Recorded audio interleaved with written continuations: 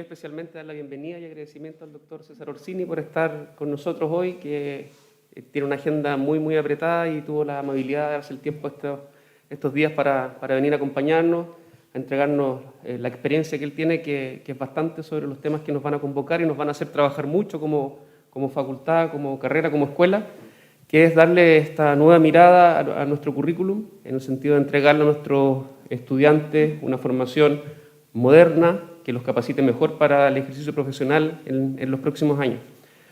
La ceremonia de inicio del proceso de innovación curricular de la carrera de odontología cuenta con la especial participación del doctor César Orsini Sánchez, profesor asociado en educación médica en la Escuela de Medicina de la Universidad de East Anglia en Reino Unido.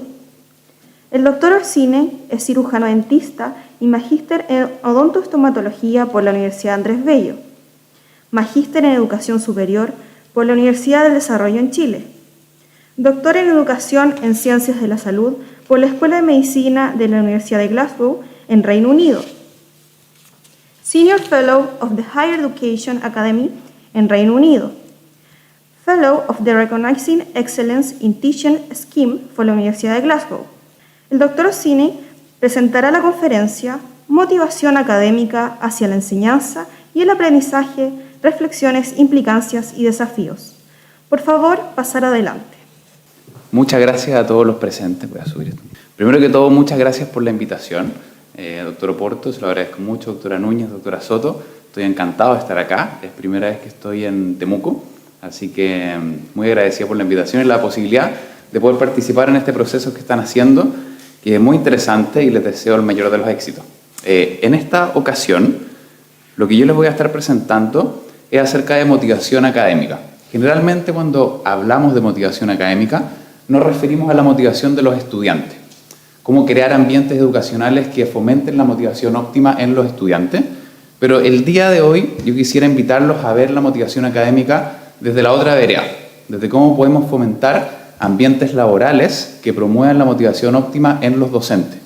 Es un tema que a veces no se toca mucho, pero creo que es muy relevante porque los docentes, sin duda, son uno de los actores claves en el proceso de enseñanza-aprendizaje. Así que, como les decía, es un gusto poder estar acá representando a la Escuela de Medicina de la Universidad de East Anglia y a la Facultad de Odontología de la Universidad de los Andes. ¿Qué debemos considerar entonces para promover ambientes educacionales efectivos? Y algunos de ustedes pueden estar familiarizados con esta imagen, en que vemos un grupo de científicos con sus ojos vendados, tratando de identificar qué es lo que tienen al frente. Algunos de ellos dicen, tocando las orejas, dicen es un ventilador. Otros tocando el lomo y dirán es una muralla. Otros tocando la cola es una cuerda, una lanza, tocando los colmillos. El asunto que quiero ilustrar con este ejemplo es que para considerar un ambiente educativo efectivo son muchas cosas las que van a formar parte de esto y no es solo una, entonces es muy difícil definirlo en una sola cosa qué es el componente principal para desarrollar un ambiente educativo efectivo. Son muchas cosas que se conjugan y hay que tener en consideración. Y el punto que quiero hacer es que van a haber muchas cosas, la cultura institucional, los métodos de enseñanza y evaluación, la asesoría de apoyo a estudiantes, condiciones físicas, la motivación de los estudiantes, competencias pedagógicas de los docentes. Y el tema que vamos a hablar en esta ocasión es la motivación hacia la enseñanza, que es un componente de esta ecuación multivariada en cómo crear ambientes educacionales que sean efectivos, ¿ya? Es un punto que contribuye a este gran picture de lo que es un ambiente educacional efectivo, ¿ya? No es lo que va a solucionar todo, pero sin duda que va a contribuir mucho a crear estos ambientes educacionales efectivos. Como les comentaba antes, tenemos dos aspectos en lo que es motivación académica. Tenemos lo que es motivación hacia el aprendizaje, por el lado de cómo motivar a nuestros estudiantes, y por otro lado tenemos lo que es motivación hacia la enseñanza, la motivación de los docentes a ejercer su labor pedagógica. Y hoy día nos vamos a enfocar principalmente en el lado de la motivación hacia la enseñanza. Este es un estudio que publicamos el año 2016, en el que le preguntamos a la literatura cuáles eran los determinantes y los resultados de la motivación en estudiantes en educación en salud, de motivación óptima. Hicimos una revisión sistemática de diversos estudios en educación en ciencias de la salud, de cuáles eran los antecedentes que promovían la motivación óptima en los estudiantes y cuáles eran los resultados de esto. Y como pueden ver, hay diferentes tipos de resultados. Entonces tenemos resultados a nivel cognitivo, tenemos resultados a nivel afectivo y tenemos resultados a nivel de conductuales. Si vemos rápidamente los resultados a nivel afectivo, vemos que una motivación óptima en los estudiantes va a fomentar el autoconcepto académico, la adaptación a la universidad, disminuye el burnout, disminuye la depresión y ansiedad, una pasión de tipo armoniosa, la satisfacción con la vida, aumenta las emociones positivas, disminuye las negativas y disminuye el estrés. Ahora, en resultados conductuales podemos ver que hay un mayor compromiso académico, hay un entusiasmo a asistir a clases, la intención de continuar estudios más allá del pregrado, el apoyo a la autonomía de los pacientes, que es algo muy importante, aumenta también el rendimiento académico, entre otras cosas, ¿ya? O sea, vemos que promover motivación óptima en los estudiantes es importante. Ahora, si vemos en los antecedentes, vemos que tenemos determinantes interpersonales que son un poco más complicados de modificar, ¿ya? Ahora, si vemos los determinantes interpersonales, los intrapersonales, podemos ver que dentro de todos los que hay listados, el docente sin duda tiene una gran relevancia en ellos. Tenemos estilos académicos, condiciones académicas, tenemos el método de selección, tenemos la cantidad y calidad de feedback y tenemos el ambiente educacional que promueve la autonomía en los estudiantes, ¿ya? Entonces el punto que quiero hacer es que la motivación en los estudiantes es muy importante, pero el rol del docente también es clave y por eso tenemos que también considerar la motivación de los docentes hacia la enseñanza. Y vaya que ha sido un tema muy relevante en los últimos años, ¿ya? Puede que algunos de ustedes estén familiarizados con esta noticia que es de fines del 2020. Esto no fue acá en Chile, sino que fue en Perú, en que un profesor, en medio de una sesión sincrónica con sus estudiantes, ya agobiado porque nadie prendía las cámaras, nadie le ponía atención, nadie le respondía, simplemente les dijo: nadie de ustedes estudia, estoy harto, y renunció en vivo, en una clase sincrónica. Imagínense la calidad de motivación de ese pobre profesor, haber estado por el suelo.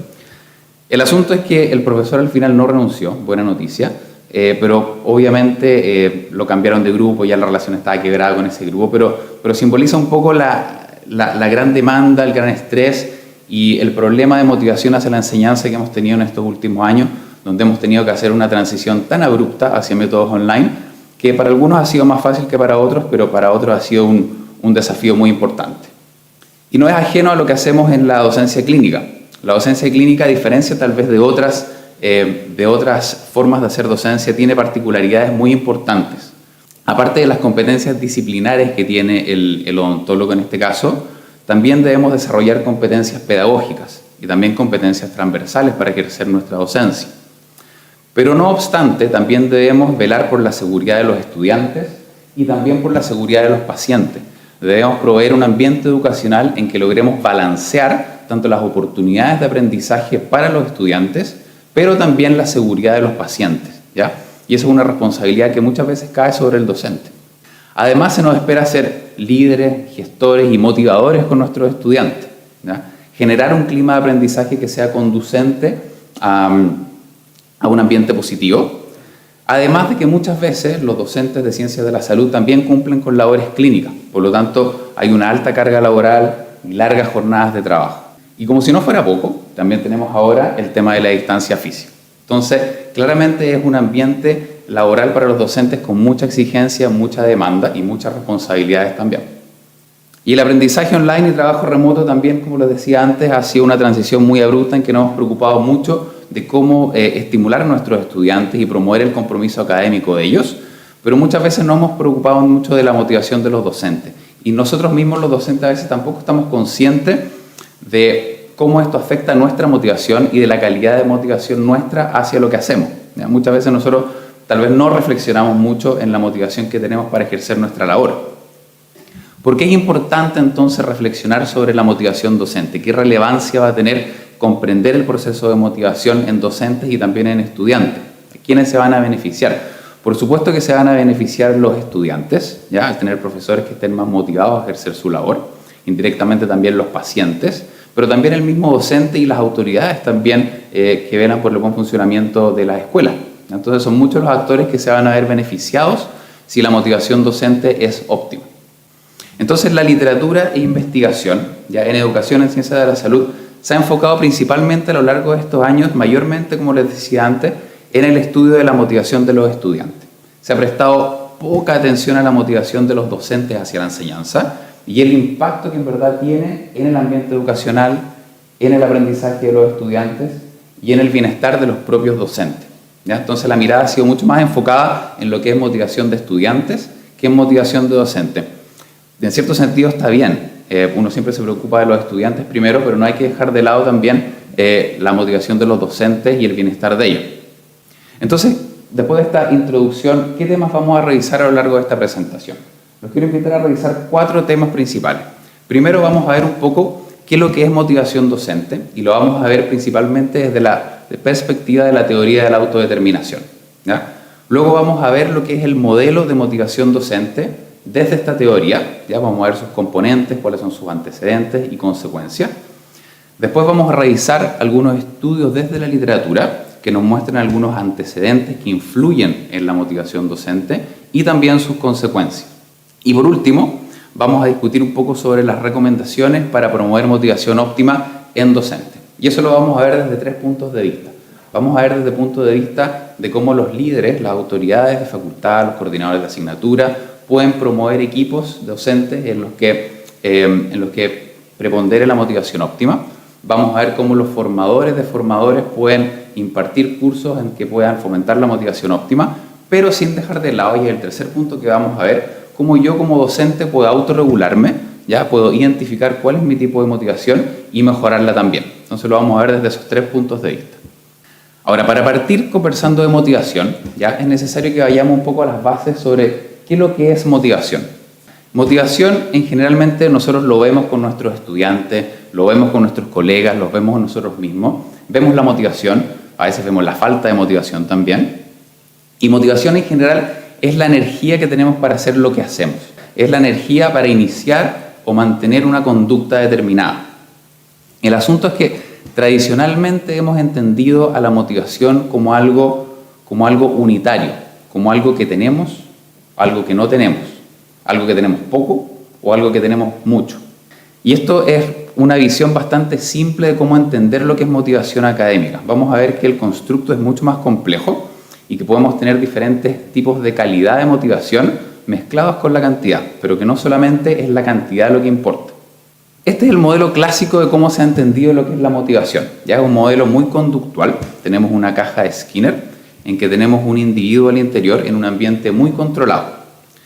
Lo que pasa con este individuo es que al recibir un estímulo se espera que realice una acción. Si realiza esa acción va a recibir una recompensa. Si no realiza esa acción va a recibir un castigo, ¿ya? Una pequeña descarga eléctrica. Y se asemeja mucho al modelo de lo que entendemos motivación tradicionalmente, que se asemeja más a controlar el actuar de un individuo más que a promover condiciones para que se automotive. Y la verdad es que es un sistema súper efectivo, ¿ya? Es muy efectivo si queremos lograr que alguien haga algo, pero eso sí en un ambiente controlado, ¿ya? Es muy efectivo. Lamentablemente, no lamentablemente, porque no es lo que queremos, pero nosotros no queremos ver a nuestros docentes en esta situación, ¿ya? Y tampoco a nuestros estudiantes. Y tampoco nos sirve mucho porque nuestros docentes, nuestros estudiantes no están en un ambiente 100% controlado, ¿ya? Ellos tienen opciones. El estudiante, el docente tiene la opción de dedicar más tiempo a un área de estudio, dedicar más tiempo a otra, de simplemente no participar o de abandonar. Entonces, esta forma conductual de mirar la motivación del docente no es muy efectiva. No es muy efectiva esta visión de controlar el comportamiento del individuo simplemente para lograr que haga algo. Vamos a ver que es mucho más complejo que eso. ¿Cómo describirían ustedes su motivación hacia la docencia? Generalmente cuando hacemos estos cursos yo les pediría a ustedes que se junten en grupos, que conversemos un poco, pero lamentablemente por las condiciones actuales es más que nada una pregunta retórica para que ustedes puedan reflexionar. ¿Cómo describirían su motivación docente? ¿Cuáles son los factores que influyen en su motivación docente? Y es una pregunta compleja, no es solo blanco y negro, tiene una matiz de grises. Depende de muchas cosas, seguramente ustedes estarán pensando, depende de lo que esté haciendo, depende de la asignatura en la cual me esté desempeñando, depende del grupo de estudiantes que tenga al frente, depende de los colegas con los que esté trabajando, depende de muchas cosas, ¿ya? Y la motivación fluctúa también de situación a situación. ¿Qué cosas pueden influir entonces en la motivación docente? Desde la literatura podemos ver que el clima laboral, el tipo de institución influye, la relación con estudiantes o con otros colegas. ¿Han pensado ustedes cómo influye en su motivación la relación que tienen con los estudiantes o la relación que tienen con los otros colegas dentro de sus equipos de trabajo? Puede ser diferente para unos u otros, y es ciertamente algo que influye en nuestra calidad de motivación. El rendimiento o compromiso de los estudiantes, por ejemplo. ¿Influye en la motivación de ustedes el rendimiento que tienen sus estudiantes en sus asignaturas? Es algo también para pensarlo.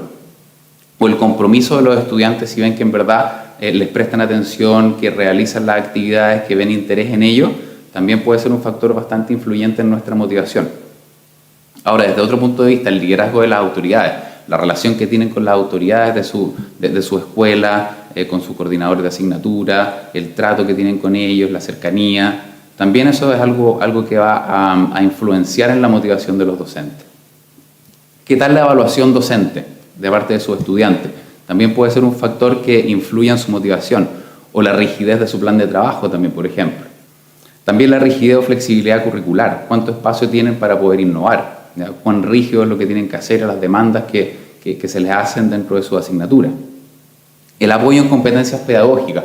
Hay oportunidades para poder desarrollarnos, ¿ah? Para poder perfeccionarnos y poder innovar en el aula. También es algo importante. Y como último punto puse sueldo, ¿ya? Y ese no es un tema que en verdad vayamos a hablar mucho en esta conferencia. La verdad es que damos por sentado que uno tiene el sueldo que le permite vivir bien, ¿ya? No es un tema que vayamos a tocar mucho, va un poco más allá de lo que vamos a discutir hoy día. Y de hecho, en muchos de nuestros estudios o encuestas que hacemos, la pregunta que hacemos no es qué es lo que lo motiva, porque generalmente sería obtener un sueldo para poder vivir bien, sino que es qué es lo que hace que usted se esfuerce más en su trabajo, ¿ya? Entonces, el tema del sueldo lo vamos a dejar un poco aparte porque no es muy atingente a lo que estamos hablando ahora. Entonces, el estudio de la motivación desde la teoría de la autodeterminación, ¿ya? Va a tratar menos sobre el control de los individuos, ¿ya? Trata menos sobre cómo controlar a un individuo y más sobre por qué los individuos hacen lo que hacen y cuáles van a ser las razones que sustentan o que disminuyen su compromiso con esas actividades a través del tiempo. Estos son los fundadores de esta teoría de la autodeterminación, los doctores psicólogos Richard Ryan y Edward Deci en Estados Unidos, autores de cientos de publicaciones y que inspiran a muchos investigadores a realizar estudios desde esta teoría. Una teoría que viene desde la psicología, aplicada a distintos campos del saber, y uno de esos es la educación en ciencias de la salud. Entonces, ¿qué es lo que propone esta teoría? ¿Ya? Como les decía entonces, una de las teorías sobre motivación de mayor popularidad, ¿ya? Genera un gran número de investigaciones y de publicaciones año a año. El foco que tiene esta teoría es en la intención de actuar del individuo, entonces, y el porqué del comportamiento, las razones por qué hacemos lo que hacemos.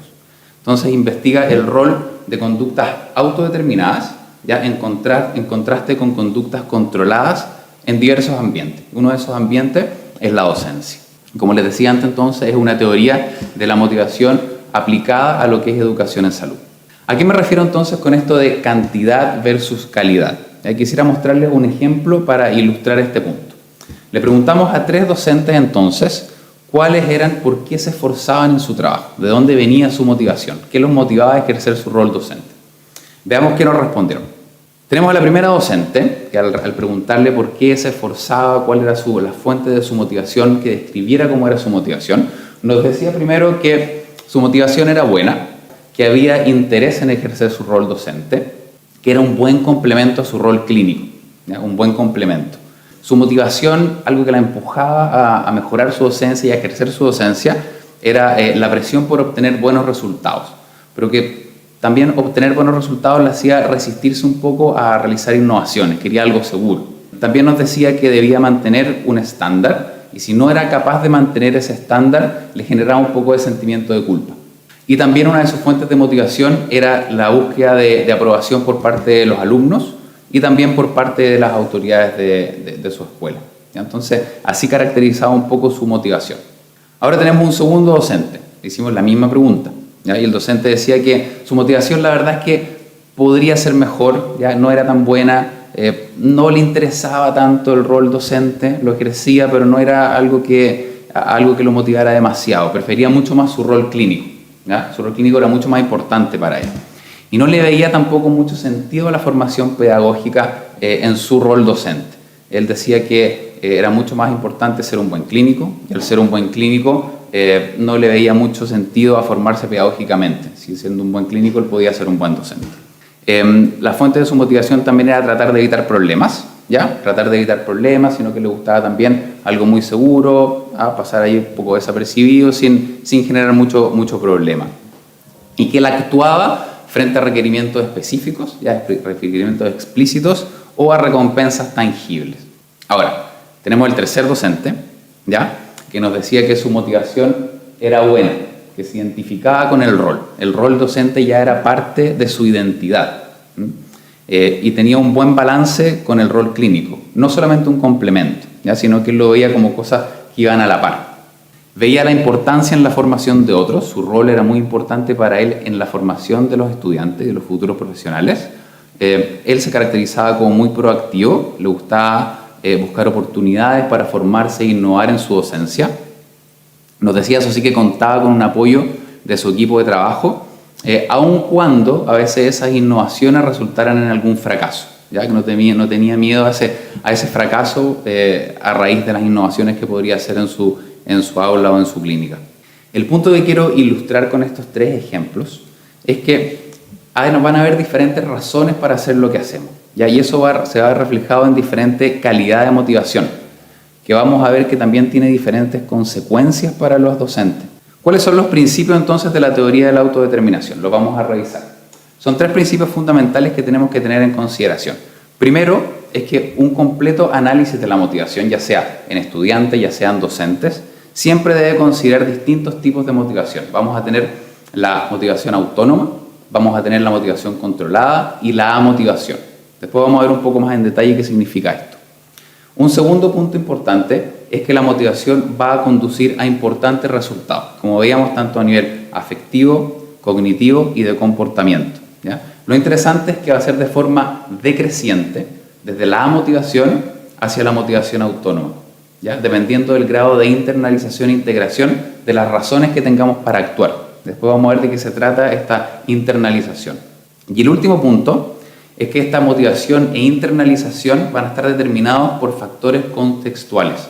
O sea, nosotros vamos a tener diferentes estímulos ya para ejercer, para hacer lo que hacemos, pero siempre y cuando que esos estímulos estén mediados por tres necesidades psicológicas básicas, que son la autonomía, la competencia y la relación o pertenencia, se va a ver favorecida la motivación óptima. Si se cumplen esas tres necesidades psicológicas básicas, se va a favorecer la internalización de las razones por lo que hacemos y la motivación óptima. ¿Ya? Después vamos a ver también de qué se tratan estas necesidades psicológicas básicas. Esta es la taxonomía entonces que propone la teoría de la autodeterminación. ¿Ya? Vamos a tener en un extremo lo que es la amotivación, en el sector más naranjo, oscuro, café, que se caracteriza por una ausencia de autodeterminación. Y en el otro extremo vamos a tener la completa autodeterminación e internalización, en el lado más verde, con la motivación autónoma. Y al medio vamos a tener lo que es motivación controlada. Si vemos lo que es motivación, entonces, vamos a tener una ausencia de regulación. El origen es totalmente impersonal. Se caracteriza por una falta de competencia percibida, apatía, falta de intención. Ahora después tenemos lo que son los comportamientos motivados, que vamos a tener entonces, como decíamos, la motivación controlada y la motivación autónoma. El lado más externo de la motivación controlada es lo que se conoce como regulación externa, ¿ya? El origen es extrínseco y aquí uno funciona principalmente debido a exigencias o presiones externas, por recompensas, por castigo, por ese tipo de cosas, por cumplir, simplemente por obedecer. Después lo que pasa es que a medida que nos vamos poniendo un poquito más naranjo claro, un poquito más hacia lo verde, empieza lo que es el proceso de internalización de las razones de lo que hacemos, ¿ya? Las razones empiezan a ser un poco más nuestras y ya no tan externas. Entonces, si vemos lo que viene después, que es la regulación introyectada, uno empieza a introyectar las razones, o sea, los mensajes de otros, todos son mensajes externos, uno comienza a internalizarlos, ¿ya? Y lo que veíamos antes, que funcionábamos por exigencias o presiones externas, ahora ya pasan a ser exigencias o presiones internas. Por lo tanto, las razones por las que actuamos principalmente están determinadas por mantener un ego, por evitar un sentimiento de culpa, por evitar sentir vergüenza, ¿ya? Buscar la aprobación de otros o la aprobación nuestra, ¿ya? Esas van a ser las principales razones cuando empezamos a internalizar las razones. Entonces, después si nos vamos al lado verde, tenemos lo que es la regulación identificada, en que aquí sigue siendo un poco extrínseco, pero ya se internaliza un poco más. Aquí las razones son más ligadas a lo que es la importancia personal, esto representa un valor para lo que yo hago, ¿ya? Estoy consciente de lo que estoy haciendo, es congruente con mis metas. Y después si nos vamos al lado más verde tenemos lo que es regulación intrínseca o conocido como motivación intrínseca. En que aquí verdaderamente hay un interés por lo que hago, me puede generar placer, una satisfacción y curiosidad. Lo que es un poco más complejo de entender es el tema de la regulación identificada. Y un ejemplo que a mí me gusta poner harto cuando hablamos de esto es cuando uno va al gimnasio, por ejemplo. Yo me subo a la trotadora, por ejemplo, no llego a ninguna parte, troto, pero ¿por qué me subo? ¿Ya? ¿Por qué me subo? Me puedo subir simplemente porque alguien me está obligando a subir, ¿ya? O porque el entrenador me va a ofrecer una recompensa o para evitar un castigo, ¿ya? Ahí puedo estar determinado por la regulación externa. Ahora, si me subo porque digo, pucha, si no hago hoy día ejercicio, me voy a sentir culpable o no voy a llegar al rendimiento que quiero, ya ahí empiezo a introyectar un poco las razones. Ahora, si ya me identifico con la actividad, y así digo, esto es lo que a mí me gusta hacer, es importante para mí, es importante tal vez para rendir bien en otro deporte, ahí ya me estoy identificando con el comportamiento. Ahora, si hay alguien que le genera placer eso, que simplemente le gusta, ahí ya está predominando un poco lo que es la regulación intrínseca. Un ejemplo para que podamos llevarlo un poco a algo más contextual. Veamos un poquito lo que es la motivación. Entonces, como decíamos, la motivación es la ausencia de intención o deseo para realizar una actividad. Estoy seguro que con la imagen ya está clarísimo lo que significa esto. Ahora, lo interesante de la motivación es que generalmente, ya sea en docentes o en estudiantes, nosotros tendemos a encasillar a todos los amotivados en el mismo saco. Este ya está motivado, no tiene ninguna intención en hacer lo que hace. Lo interesante es un poco indagar en las razones de esa motivación. Y la literatura generalmente nos propone 3 razones por las cuales un individuo puede estar amotivado. Lo primero es que la actividad simplemente no le resulta interesante, ¿ya? Después es no sentirse capaz de realizar la actividad. ¿Ya? Imagínense que ustedes les han pedido realizar una demostración clínica o una determinada clase y no les ha salido bien muchas veces, han, entre comillas, tal vez fracasado en esa actividad y no se sienten capaces de realizar esa actividad. Por lo tanto, puede generar una motivación. ¿Ya? La tercera razón es que si ustedes les plantean realizar algo que ustedes ven muy alejado tal vez de sus competencias, pueden creer que aunque se intente no lo van a lograr hacer bien. Entonces, también puede ser otra razón por la cual podemos estar amotivados. Lo importante de identificar estas razones es que también la intervención para salir de esa motivación es diferente, ¿ya? Si tenemos a alguien que simplemente no le resulta interesante hacer algo, claramente debemos darle razones fundamentadas por qué se debe hacer y por qué es importante, ¿ya? Ahora, con las otras 2 razones cambia un poco y es muy importante ahí el apoyo, la cercanía, el modelo que se puede hacer, los ejemplos que se puedan dar para acercar un poco esa actividad que está un poco alejada de las competencias, acercarlo y ponerlo más en el terreno, ¿ya? Entonces también la forma en que los líderes abordan la motivación tal vez de sus docentes debe ser diferente si logramos identificar cuál es la fuente de esa motivación. Ahora, dejando atrás lo que es motivación, tenemos los comportamientos motivados, ¿ya? Entonces ahora podemos ver que es bastante más complejo que simplemente tener o no tener motivación. Tenemos comportamientos que responden a motivación de tipo más controlada y a motivación de tipo más autónomo. Entonces, como decíamos, es más complejo que tener o no tener esta motivación. Hay distintas calidades de motivación, entonces. Diferentes razones, entonces, que van a alimentar el por qué hacemos lo que hacemos. Y lo que veíamos antes en el ejemplo de la taxonomía con los diferentes colores, lo estamos viendo de forma separada por un tema más pedagógico, pero en un individuo nunca va a haber solamente un tipo de motivación, sino que estas coexisten, ¿ya? Lo importante es cuál predomina, ¿ya? Pero en ningún individuo solamente va a estar predominado por una regulación introyectada, sino que van a conjugarse de distintas formas, van a coexistir. Lo importante, como decíamos entonces, es la que predomina. La motivación controlada, entonces, es un comportamiento que se inicia bajo presión o demanda, entonces, como habíamos visto, tanto externas como internas para obtener un resultado, ¿ya? Y esto básicamente es lo que vemos en esta imagen, que es el palo y la zanahoria, ¿ya? O sea, yo he sido seducido para hacer algo por esa zanahoria, ¿ya? O hay una coerción para tratar de evitar ese, entre comillas, palo.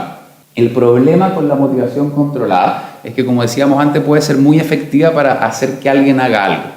El asunto es que es muy poco sostenible en el tiempo. ¿Qué pasa cuando al individuo ya la zanahoria no le seduce? Siempre va a querer una zanahoria más grande, ¿ya? O cuando ese palo ya no duele mucho, ¿ya? También entonces vamos a necesitar otros estímulos para poder hacer que un individuo haga lo que queremos. Y otra consecuencia que tiene también cuando predomina la motivación controlada es que los individuos generalmente buscan el camino más corto para lograr los resultados deseados. Y en un estudiante puede ser, por ejemplo, recurrir a prácticas no deseables, tal vez como plagio, tal vez a un enfoque de estudio más superficial, o en docentes a ejercer una docencia más enfocada en lo que es el docente que en el estudiante, ¿ya? Entonces, no es lo deseable. Ahora, teníamos entonces que la motivación controlada la dividíamos en dos tipos. En lo que es la motivación, la regulación externa, que veíamos que era más que nada para venía de obtener recompensas, de evitar castigos, ¿ya? Hay una presión y demanda externa. Teníamos el ejemplo de ese docente en el que predominaba un poco más lo que es motivación, regulación externa. Y ese docente nos podría decir que ¿por qué ejerce su labor? Para evitar que otras personas me critiquen, para evitar ese castigo. Porque si no me esfuerzo lo suficiente en mi trabajo, me arriesgo a perderlo. Ahí también está la presión externa. Ahora, si vamos a lo que es introyección, podemos ver que entonces está este inicio de la internalización, principalmente determinada por evitar conflicto interno, evitar sentirse culpable o mantener ese ego, ¿ya? Y es la presión interna entonces por mensajes de otros. Y la docente en la que había una preponderancia entre regulación introyectada e identificada, podemos ver que nos podría responder porque de lo contrario me sentiría avergonzada de mí misma. Entonces ahí está introyectando las razones. Ahora, si continuamos, podemos ver lo que es motivación autónoma. Aquí ya hay un comportamiento que se produce bajo voluntad, ¿ya? Eso es lo importante, que se produce bajo voluntad y por opción. La actividad va a generar interés, un valor propio, como decíamos antes, me identifico con lo que hago. Teníamos por un lado entonces la regulación identificada, en la cual se le da un valor, se le da importancia a la actividad, se hace por opción, por voluntad. Las razones ya se han internalizado mucho más, ya hemos progresado mucho más en esta taxonomía de colores que veíamos, estábamos en el lado verde. Tenemos a estos dos docentes en los que había presencia de motivación autónoma. Un docente nos podría haber respondido porque el hecho de dedicar mi esfuerzo a este trabajo es coherente con mis valores. Ahí tenemos un ejemplo de regulación identificada. Ahora, si nos vamos a lo que es regulación intrínseca, habíamos visto que hay un real interés en la actividad nos va a generar satisfacción, hay una ausencia de presión tanto interna como externa. ¿Ya? Aquí lo hago simplemente porque me genera interés, curiosidad, satisfacción. Y el docente nos podría responder porque lo que hago en mi trabajo es muy interesante y me genera gran satisfacción. Claramente ustedes pueden estar pensando, es muy utópico que todos los docentes o todos los estudiantes puedan estar en el lado verde oscuro. Prácticamente imposible en todas las situaciones, tal vez en algunas, ¿ya?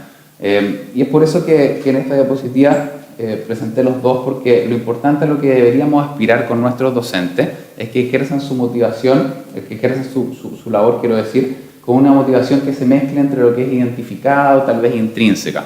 Y la literatura nos muestra que los resultados, cuando predomina una regulación intrínseca o identificada, son de igual forma muy positivos. Entonces, a lo que debemos aspirar es estar entre alguna de estas dos, sin dejar de lado que obviamente también coexisten los otros tipos de regulación. Entonces, a modo de resumen de los tipos de calidad de motivación, podemos ver esta escalera en que tenemos la motivación como el nivel más bajo. Después vamos a progresar a lo que es motivación controlada con estos dos tipos de regulación externa e introyectada. Y en los niveles más altos tenemos la motivación autónoma, con la regulación identificada y regulación intrínseca. El punto es que es mucho más fácil llegar a los peldaños inferiores de motivación controlada, pero mucho más difícil de mantener en el tiempo. Ahora, si logramos llegar a los peldaños más arriba de motivación autónoma, es mucho más difícil llegar, pero es mucho más sostenible en el tiempo, ¿ya? Es mucho más fácil de mantener en el tiempo si logramos llegar ahí. No quiere decir que tengamos que pasar por motivación controlada predominante para llegar a los de arriba, solo un ejemplo. Otra pregunta retórica entonces para ustedes. Al pensar en su docencia, ¿qué tipo de motivación entonces consideras que predomina en ustedes? ¿Están más hacia el lado naranjo? ¿Están más hacia el lado verde? Depende de algunas situaciones, ¿ya? ¿De qué situaciones van a hacer que estén más en el lado verde o en el lado naranjo? Es importante también reflexionar en eso, poder identificarlo, y también tenemos el poder de hacer algunas modificaciones también para poder mejorar nuestra propia motivación hacia la enseñanza. Ahora, habíamos hablado también que los tipos de motivación coexisten, ¿ya? Y que lo importante es que predominara la motivación autónoma, ¿ya? En que esta lucha de fuerzas ganara la motivación autónoma. Pero ¿de qué depende entonces la predominancia de un tipo de motivación sobre la otra? ¿Qué características debe brindar el ambiente laboral en este caso para promover la internalización de las razones y una motivación óptima, estable en el tiempo? ¿Qué condiciones entonces van a influir en que ocurra esto? Y lo que mencionábamos antes es que aquí juegan un rol muy importante lo que son las necesidades psicológicas básicas que describe la teoría de la autodeterminación. Y lo que nos dice esta teoría es que cuando el ambiente educacional apoya las necesidades psicológicas básicas de los individuos, va a predominar la motivación autónoma y las consecuencias positivas asociadas. Entonces, si tenemos un ambiente laboral, un ambiente educacional, ¿ya? Que promueva estas tres necesidades psicológicas básicas, autonomía, competencia y pertenencia, vamos a favorecer la internalización de las razones de lo que hacemos y la motivación autónoma, ¿ya? Y esto no es solamente para los docentes, es también para los estudiantes o para nuestras vidas también, se aplica a distintos contextos, ¿ya?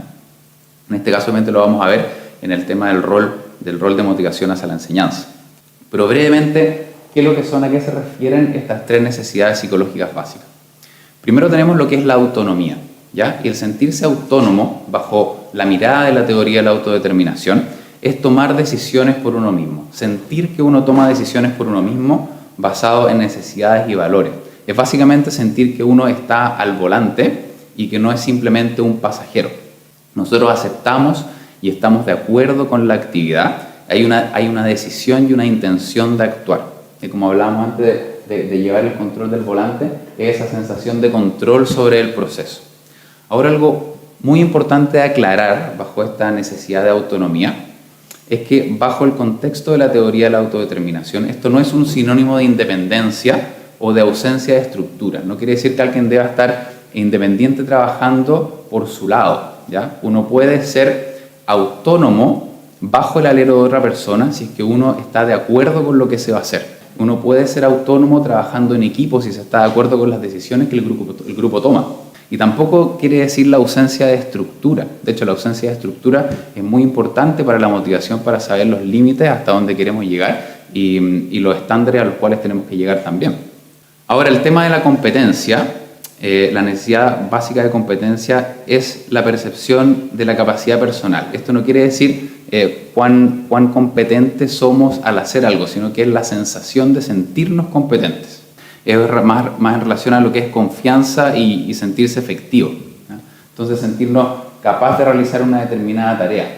Y esto va muy de acuerdo a la búsqueda de desafíos que sean congruentes con las competencias del docente. O sea, no asignar labores demasiado básicas constantemente o demasiado difícil, ¿ya? Tratar de llegar a un balance. Y lo mismo se aplica con los estudiantes, con nuestros estudiantes.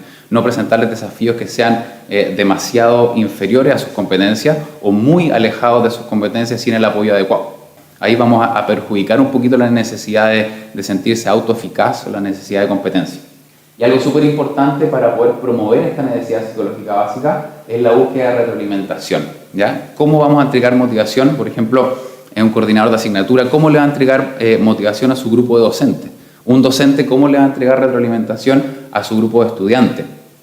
Ya que es súper importante tener en consideración los distintos modelos de feedback que hay para enfrentar distintas situaciones y que esa retroalimentación sea informativa y que sea relevante. Y ahora el tercer punto, la tercera necesidad psicológica básica que tiene que estar presente en esta ecuación es la relación o vínculo también llamada como de pertenencia. Y básicamente nos dice que es la percepción de pertenencia a un grupo o sentirse en conexión con otros. Es sentirse importante para los demás y valioso para el grupo. ¿Ya? Entonces, al sentirnos aceptados, tanto con colegas, con alumnos, con pacientes, eso va a satisfacer esta necesidad de pertenencia. Entonces, aquí tenemos estas 3 necesidades psicológicas básicas que, si están presentes en el ambiente, van a fomentar la motivación autónoma. Y ahora podemos ver esta estructura que se parece, no sé si conocen el juego, el Jenga. Ya es muy parecido. Entonces, si nos imaginamos que cada nivel es una situación en la que ejercemos nuestra labor docente, y si cada una de esas situaciones está construida y está presente estas 3 necesidades psicológicas básicas de autonomía, competencia y relación, vamos a poder construir una motivación estable, ya, y sostenible en el tiempo. Ahora, si por alguna razón alguna necesidad psicológica básica está ausente en algunos niveles, puede que la estructura se sostenga, ya, en el tiempo, pero si es muy repetitivo, como vemos en la imagen de más allá, la estructura es muy probable que colapse y caigamos hacia el lado más naranjo, hacia el lado de la motivación. ¿Ya? Entonces, por eso también es importante considerar estas necesidades psicológicas básicas para que fomenten y den los sustentos de esta motivación estable en el tiempo que queremos construir.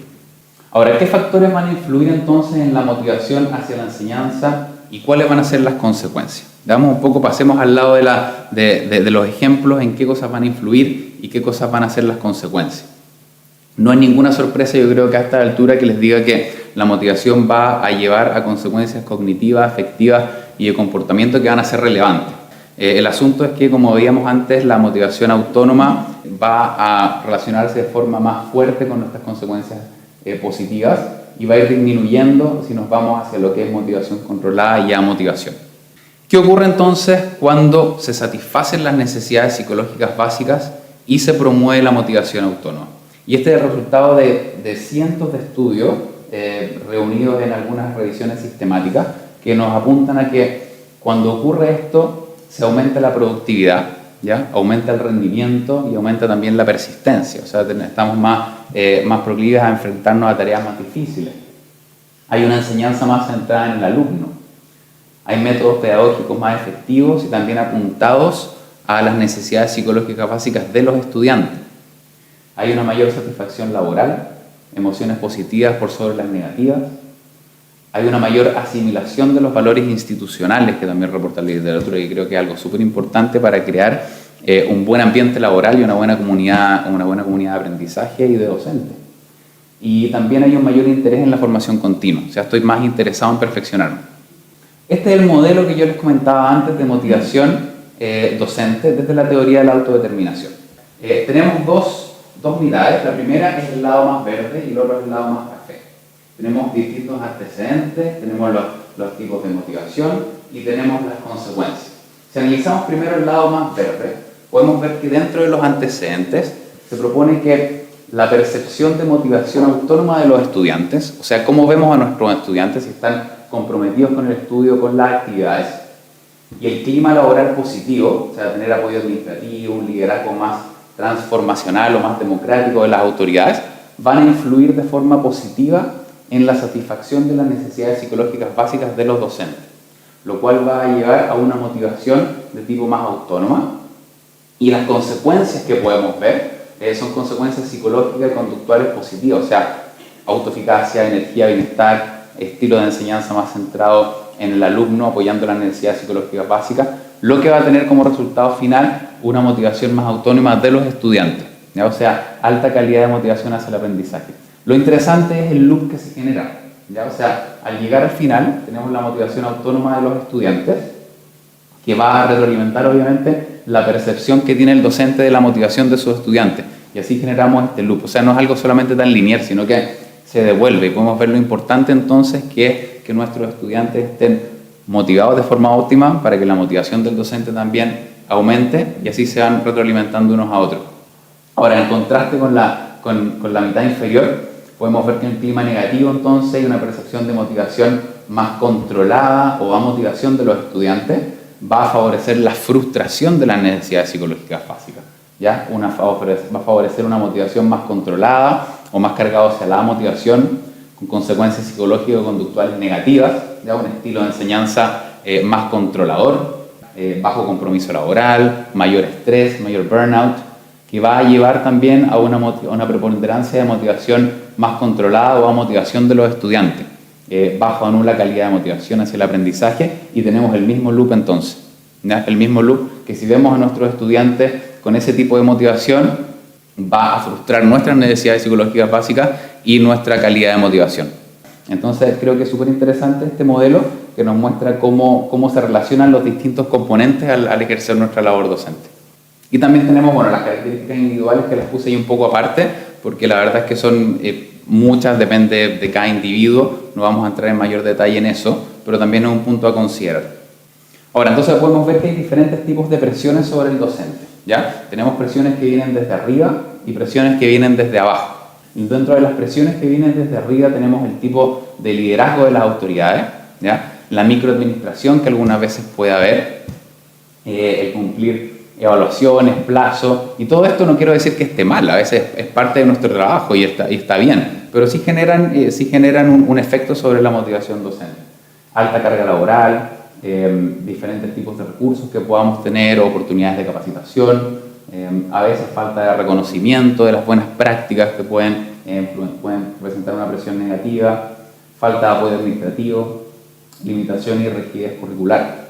Ahora, si vemos las presiones desde abajo, tenemos la participación o desinterés de los estudiantes, que nos puede afectar nuestra motivación, el rendimiento de los estudiantes, como veíamos antes, la percepción de motivación de nuestros estudiantes, nuestra autoeficacia, cuán eficaz me siento en mi práctica docente, las relaciones interpersonales, y también le sumamos a esto ahora la adaptación a los métodos online. Si nos encontramos eficaces o no al traspasar a la enseñanza online o no. Para algunos ha sido más difícil que para otros, ¿ya? Esto sin duda también afecta.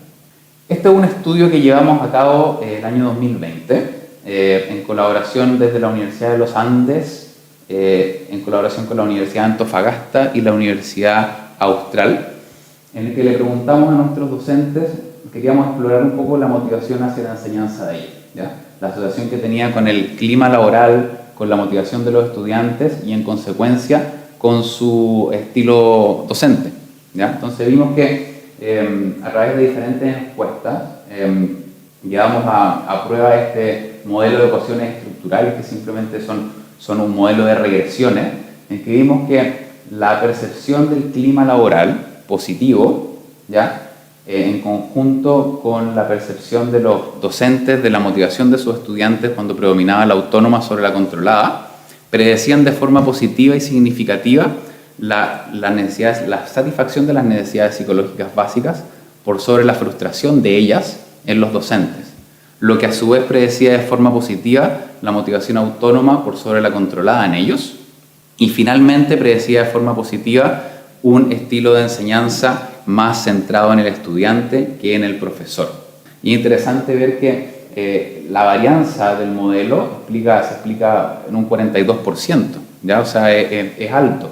Entonces resulta clave, como decíamos una de las conclusiones, el comprender y fomentar los diferentes aspectos entonces que van a promover las necesidades psicológicas básicas de los docentes, la satisfacción de ellas y su motivación autónoma. Y especialmente entonces con respecto al rol de los supervisores, jefes o encargados, o como se le quiera llamar, y cómo los docentes entonces perciben la motivación de sus propios alumnos. Después tenemos este metaanálisis en que los autores reunieron estudios que reflejan la participación de 2.144 individuos, en que vemos que las necesidades psicológicas básicas van a predecir de forma positiva lo que es la motivación autónoma del profesor y de forma negativa lo que es la motivación controlada del docente.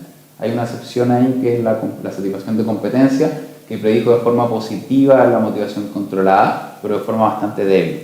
Lo interesante es ver después las consecuencias en que tenemos que la motivación de tipo autónoma ya se predecía de forma positiva lo que es el bienestar del docente, una disminución en la angustia, por decirlo así, y también una enseñanza que apoye la autonomía de los estudiantes, ¿no? Y lo caso contrario con lo que es la motivación controlada. Este otro ejemplo de Estados Unidos y Canadá, en que se llevó a cabo también este modelo de ecuaciones estructurales para ver cuál era el efecto de las necesidades psicológicas básicas y la motivación docente en distintos estilos de enseñanza, ¿ya? Este es un estudio bien grande que incluyó a 1.671 docentes de 19 universidades, en los cuales 145 de ellos docentes eran de educación en ciencias de la salud. Podemos ver que las necesidades psicológicas básicas predecían de forma positiva lo que es motivación autónoma, y que después la motivación autónoma también predecía de forma positiva y significativa lo que es claridad instruccional al realizar nuestra labor, favorecer un pensamiento de mayor orden, o sea, que se establezcan más conexiones en los estudiantes, a promover la reflexión, la integración y también un aprendizaje más colaborativo. Algo interesante de este estudio es lo que vemos abajo en la tabla final, en que también lo dividieron por el tipo de institución. O sea, tenían instituciones que eran más dedicadas a lo que es la licenciatura o el pregrado, después instituciones que eran más a nivel de magíster y a nivel doctoral. Podemos ver que en los docentes la motivación autónoma no había diferencia significativa, en la motivación introyectada, en la regulación introyectada tampoco, pero en la regulación externa sí, en el cual los docentes a nivel doctoral tenían una regulación externa significativamente superior a los otros dos, ya hacia la docencia. ¿Por qué creen ustedes que esto podría ser? Una respuesta es que a nivel doctoral el docente, el académico, está mucho más enfocado en lo que es investigación, ¿ya? Y su motivación hacia la enseñanza claramente es más externa, ¿ya? No es lo que le interesa, ¿ah? Entonces también es un llamado a cómo las instituciones valoran también la docencia. Entonces, si tenemos que hay instituciones que no le dan mucho peso, no valoran mucho las actividades docentes, para ese docente a nivel doctoral, el ejercer su docencia va a ser más preponderante, quiero decir, en una motivación externa que una motivación autónoma. Ya él va a estar mucho más interesado en realizar otro tipo de actividades. Otro ejemplo. Aquí este estudio desde Italia, que nos muestra ahora, desde otro punto de vista, nos muestra cómo regulamos las emociones, ¿ya? Entonces nos muestra la relación entre la regulación de las emociones, ¿ya? O sea, si reevaluamos nuestras emociones o si las suprimimos en la docencia. Y un ejemplo de esto puede ser un estudiante que nosotros le solicitamos hacer alguna actividad, y el estudiante no la cumple o no la hace, nos va a generar malestar, ¿ya? Puede que nos genere un enojo. Y si nosotros suprimimos esa emoción, probablemente no vamos a hacer mucho, pero si nos tomamos el tiempo de reevaluarla, vamos a poder preguntar por qué no lo hizo o cambiar tal vez un poco el foco de la actividad. Ya a eso se refiere un poco la reevaluación de las emociones en comparación con suprimirla. Y podemos ver que los docentes en los cuales preponderaba la reevaluación, había una correlación positiva y significativa con respecto a lo que es la satisfacción de sus necesidades psicológicas básicas, ¿ya? Y una correlación negativa con lo que es la frustración, ¿ya? Y después podemos ver también que la reevaluación tenía una asociación positiva y significativa con lo que es una docencia que apoya la autonomía de los estudiantes y también un estilo de docencia más estructurado. Por otra parte, vemos que en aquellos que suprimían las emociones, preponderado está asociado con un estilo más controlador, un estilo más caótico. Hay una asociación positiva y significativa con ese tipo de docencia, más caótica, más controladora. Entonces, la reevaluación de las emociones facilitaba que los docentes fueran más receptivos, ¿ya? Y adoptaran estrategias de enseñanza, entonces, que promuevan la estructura y el apoyo de las necesidades psicológicas básicas en los estudiantes. Y esto está muy asociado a este modelo circunplejo de estilos de docencia que promuevan las necesidades psicológicas básicas o las frustren. Entonces, es bueno analizar este modelo y ver dónde estamos nosotros.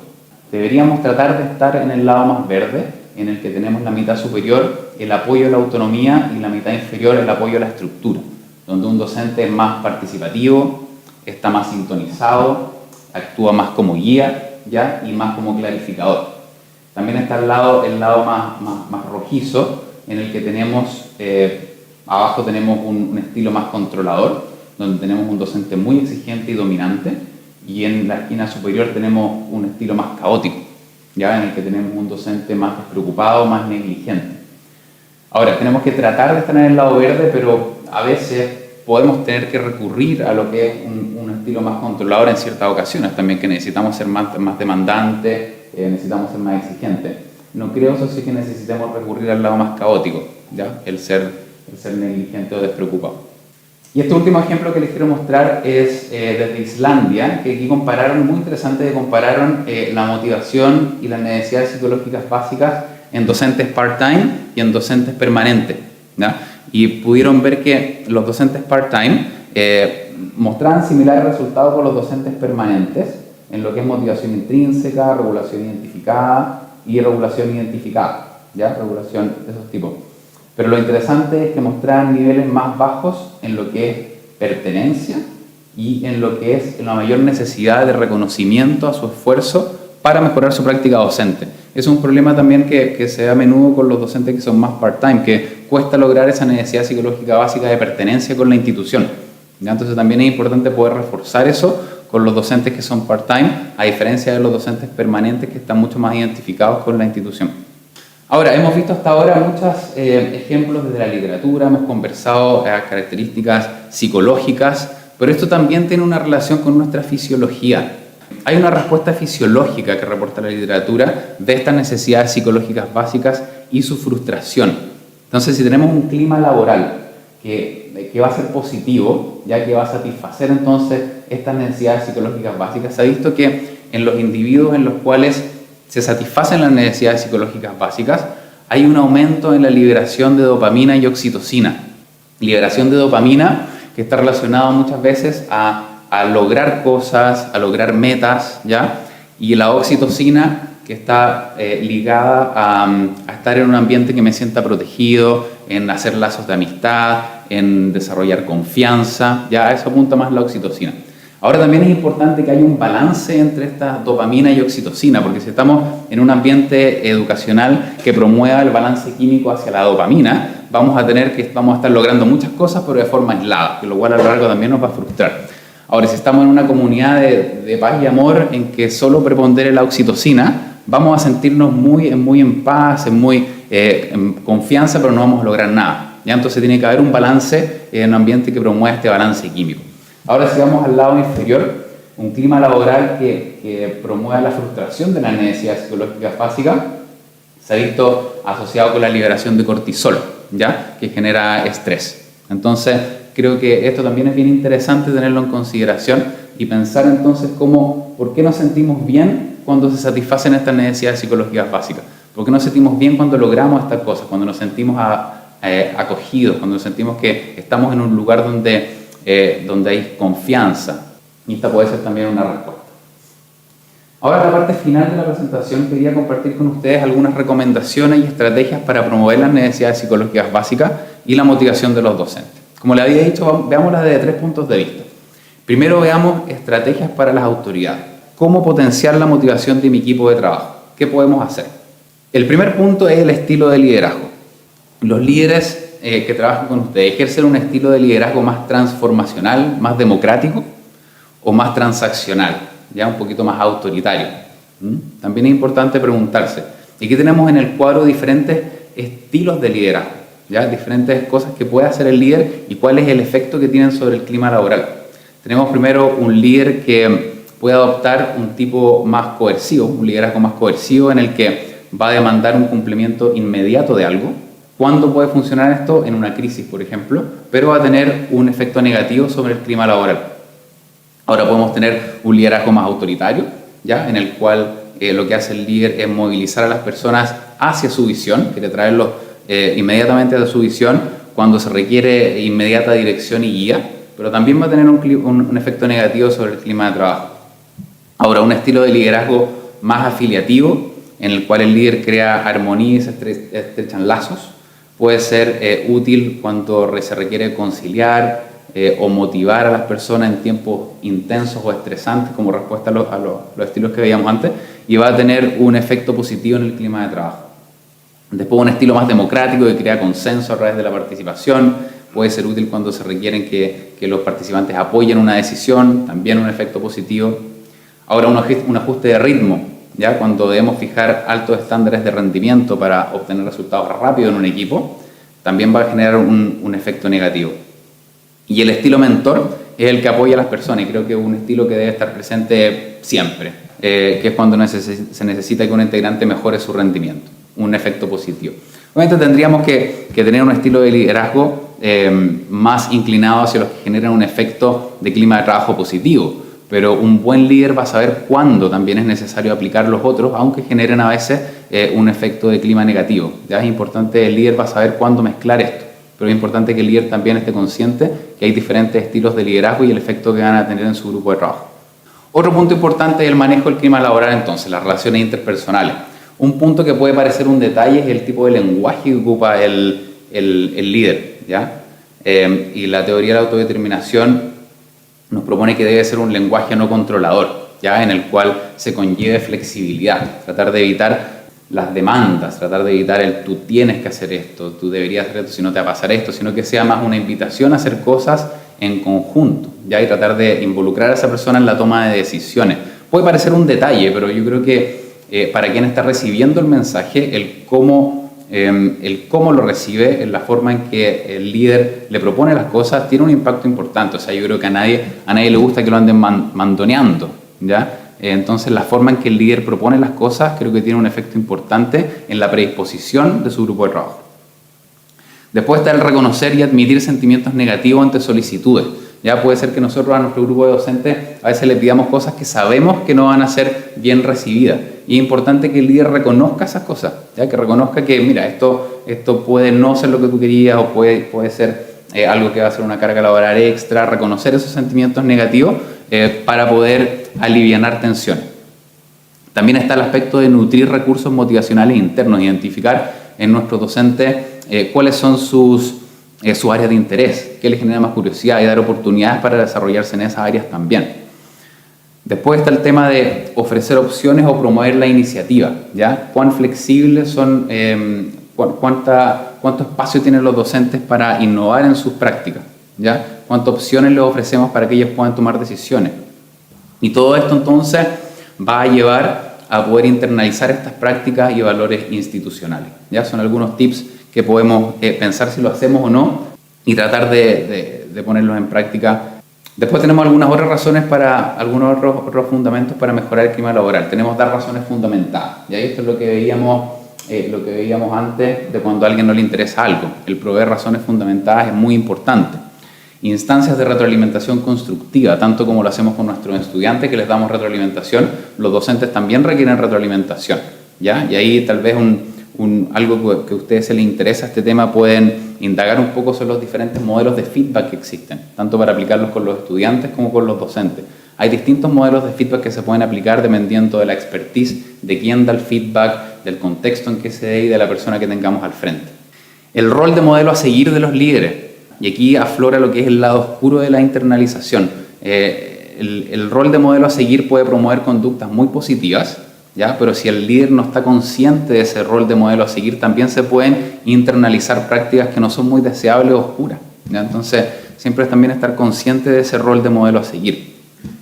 Y involucrar a los docentes en el proceso de toma de decisiones, que creo que es algo que cae muy de cerca en lo que están haciendo ustedes, en lo que es la innovación curricular. Es innovar a los docentes porque tenemos que considerar que nosotros vamos a tener el currículo en el papel, después vamos a tener cómo se lleva a la práctica ese currículo, ¿ya? Y ahí es donde los docentes juegan un rol clave. Y si los docentes no están involucrados en el proceso, ellos pueden favorecer ese currículum que está en el papel, pero también si no están incluidos, pueden sin intención sabotearlo, ¿ya? Entonces es muy importante. Y después tenemos la otra arista, que es la percepción de los estudiantes. Ahora, este es un estudio que nosotros publicamos en el 2020, cuando empezó el tema de la pandemia, en la revista Medical Teacher, haciendo un llamado a cómo apoyar la motivación, las necesidades psicológicas básicas en los grupos trabajando de forma remota. Y una de las sugerencias que hacíamos era cómo apoyar estas necesidades psicológicas básicas en términos de la autonomía, que era poder dar opción y voz a los docentes que estaban trabajando de forma remota, que muchas veces se pierde trabajando de forma aislada, ¿ya? Disminuir esta microadministración, esta vigilancia, dar espacio, favorecer la confianza, la flexibilidad y empoderar en lugar de controlar. O sea, el rol del líder es principalmente poder mostrar cuáles son las reglas, mostrar cómo se hacen las cosas, capacitar, pero después dar confianza, ¿ya?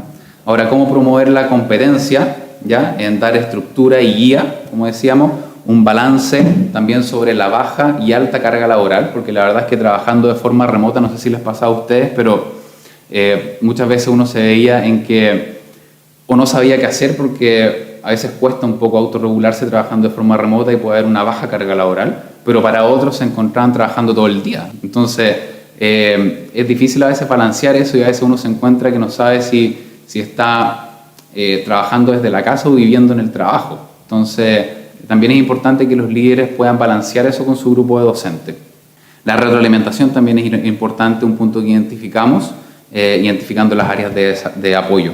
Y un punto súper relevante, creo que es la necesidad psicológica tal vez más importante cuando uno está trabajando de forma remota, es mantener la pertenencia, relación o vínculo. Mantener la comunicación tanto individual, pero también grupal. No sé si a ustedes les pasaba, pero al principio de la pandemia uno estaba en reuniones casi todo el día conectado. Es importante tener ese tipo de conexión, mantenerla, pero tampoco una sobrecarga de reuniones, ¿ya? También creo que es importante balancear eso. Dar ese tiempo de desconexión para poder llevar a cabo las tareas, pero también desconexión del trabajo y mantener obviamente el espíritu de trabajo en equipo. Ahora sigamos a las estrategias para formadores del profesorado, cómo potenciar la motivación en la formación docente.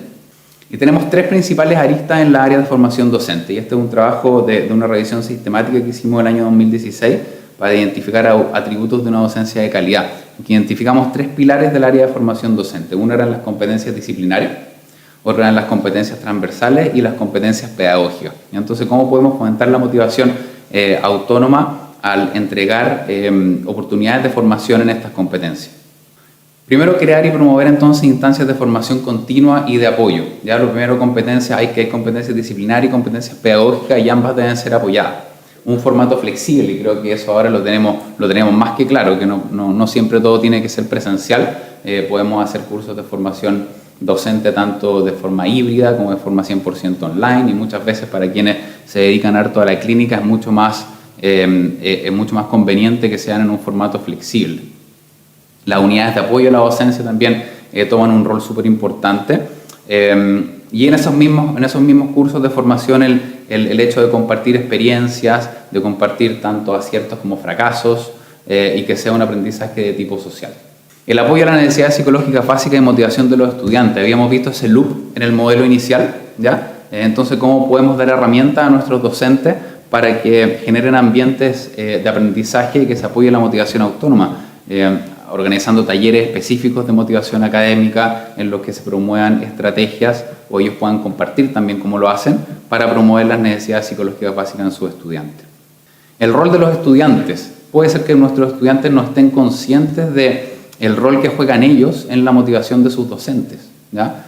Obviamente, si tenemos un grupo de estudiantes, quiero decir, que no esté muy comprometido con las actividades, probablemente ese docente no va a dar lo mejor de sí o va a dar lo básico necesario nomás. Entonces, si los estudiantes están conscientes de su influencia en la motivación docente, puede ser algo que también mejore, quiero decir, ese clima de aprendizaje. ¿Cuándo se puede hacer esto con los estudiantes? Por ejemplo, en cursos o charlas de inducción, ¿ya? Se puede comentar esto, o en cursos de técnicas de estudio, esos cursos de aprendiendo a aprender. También es un punto importante que los estudiantes estén conscientes del rol que juegan ellos. Y el último punto son las estrategias docentes, ¿ya? Cómo nosotros podemos potenciar nuestra motivación autónoma hacia la docencia. ¿Qué podemos hacer nosotros? Primero, técnicas para reconocer nuestra motivación, ¿ya? Y la presencia o falta de estas necesidades psicológicas básicas que hemos hablado. El primer punto es la práctica reflexiva, ¿ya? Reflexionamos nosotros sobre nuestra práctica docente, nos tomamos el tiempo de reflexionar en la práctica o sobre la práctica, ¿ya? Es algo que deberíamos hacer y resulta bastante beneficioso para poder identificar qué es lo que estamos haciendo bien, qué es lo que debemos mejorar, qué nos falta. El autocuidado en el término de identificar estas necesidades psicológicas básicas en nuestra docencia. ¿Qué me está faltando? ¿Cómo puedo modificarlo? Y ahora, si estoy un poco perdido, también hay autoevaluaciones, hay diversos instrumentos que puedo ocupar para poder identificar qué necesidades psicológicas básicas estoy careciendo en mi práctica docente. Nosotros ocupamos varios de estos instrumentos en los estudios que hacemos, que sirven tanto para hacer estas investigaciones, pero también como autoevaluación. Así que si alguno de ustedes les interesaría poder autoevaluarse, me pueden enviar un correo y feliz les puedo enviar algunos de esos instrumentos. Después tenemos el potenciar las necesidades psicológicas básicas y motivación autónoma de los estudiantes. Esto lo habíamos visto en el punto anterior, pero quiero reforzarlo sobre este loop de motivación en que podamos ejercer un estilo de enseñanza más enfocado en el apoyo de las necesidades psicológicas básicas de los estudiantes y en ese modelo circunplejo que veíamos del verde y el naranjo y los estilos de docencia. También es importante lo que es la formación en competencias pedagógicas, ¿ya? Cómo innovo, cómo me perfecciono para mejorar mi autoeficacia, sentirme más competente y poder satisfacer esas necesidades psicológicas básicas. Y lo que veíamos en ese estudio sobre la regulación de las emociones, el poder tomarse un tiempo de reflexionar en la práctica, poder reevaluar esas emociones en vez de suprimirlas. Y la pregunta para ustedes nuevamente, otra pregunta retórica, ¿qué estrategias ya se llevan a cabo en su contexto laboral? Ya de todas estas estrategias que hemos visto, tanto provenientes desde sus líderes, desde los formadores de profesores, o lo que hacen ustedes, cómo se autorregulan, ¿qué estrategias ya se llevan a cabo? ¿O qué estrategias se debiesen fomentar? ¿Ya? Es una pregunta que les dejo ahí para que puedan reflexionar.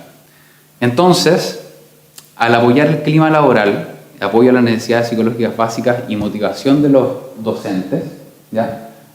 Esto nos propone que va a haber una mayor motivación autónoma y apoyo a las necesidades psicológicas básicas de los estudiantes, lo que va a traer como consecuencia mayor competencia, una docencia más efectiva, una percepción positiva de la motivación de estudiantes y de sus resultados, y va a disminuir entonces las presiones desde arriba y va a fomentar la motivación autónoma. Entonces podemos ver que todos estos componentes están interrelacionados.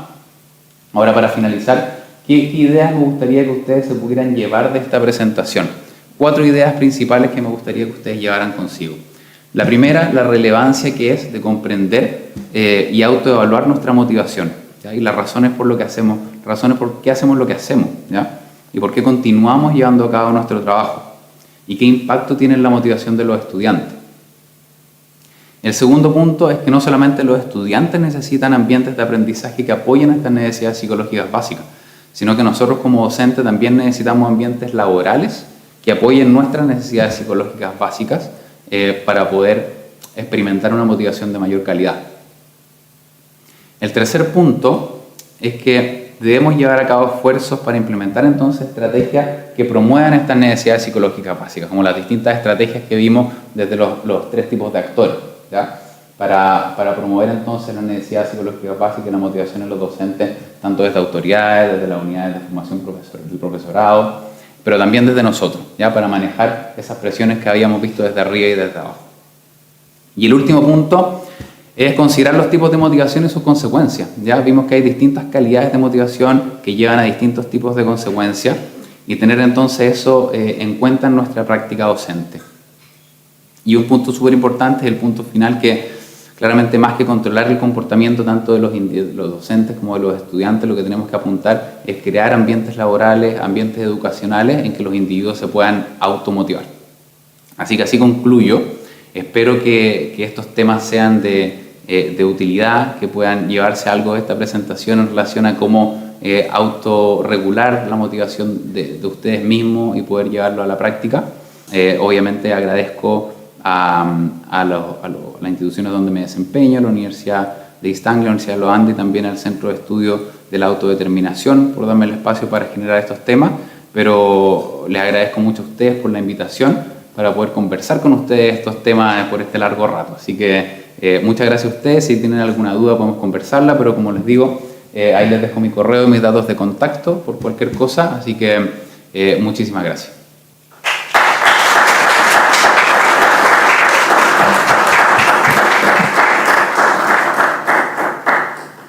Para agradecer la participación y excelente presentación del Dr. Orsini, invitamos a la directora de escuela, doctora Javiera Núñez, pasar adelante a entregar un presente al doctor.